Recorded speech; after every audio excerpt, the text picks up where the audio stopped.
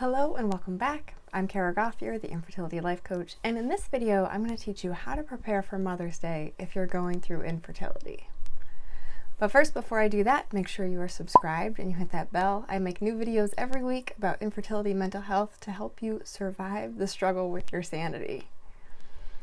So we're about to turn over into May, and Mother's Day is a big part of the month of May. Whether we've been struggling with infertility for a while, or if this is our first Mother's Day where we're going to experience it without also being pregnant or having a baby, then there's a couple things I want you to keep in mind as we get closer to that date. So the first thing to remember, and a lot of people don't do this, but this is something I want you to pay particular attention to do, is that you can decide ahead of time how you will feel on that day. Many of us kind of leave it up to chance, leave it up to however the day's going to go, how we're going to feel at that time. But that is a misconception. You can make that decision ahead of time, right now, today, and say, I'm going to feel happy, content, sad, peace, any of those things on that day. The trick to doing that, though, is deciding what it is that you're going to think ahead of time. So remember, all of your thoughts drive your feelings. So whatever it is you're thinking is going to create the feeling that you're having.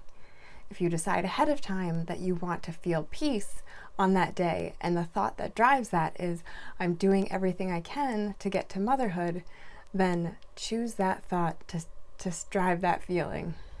Choose that thought that gives you that feeling of peace on that day. And you can prepare ahead of time and the days leading up to it, thinking that thought, reinforcing that thought, so that on Mother's Day, that feeling is just present for you. So the next thing I want you to keep in mind is that anything that happens external to you, anything someone else says or something someone else does, has no impact on how you feel until you have a thought about it. So those external circumstances, other people's actions, other people's opinions, those things have no impact on you until you have a thought about it. So it's really important to know that on Mother's Day or on any day when something external happens from you, that it's not triggering that feeling that you're having. The thought that you're having is triggering that feeling, not the external circumstance. And the last thing I want to leave you with is that Mother's Day is just a day. It's just a date on the calendar. It doesn't have to mean anything about you or your family or your fertility or your future. It's just a day. A lot of people have different thoughts about that day. Some people make it about them. Some people make it about their own mothers. It's completely up to you. So make sure that you are really liking the reason that you're choosing, what meaning you're placing on that day for yourself. If it's something that's contributing to your suffering and contributing to feeling like really awful about yourself, pay attention to that. It's not required that if you're going through infertility that you hate Mother's Day. It doesn't have to be like that. Keep that in mind as you're preparing for this day. So those are 3 things that you can do to prepare for Mother's Day if you're going through infertility.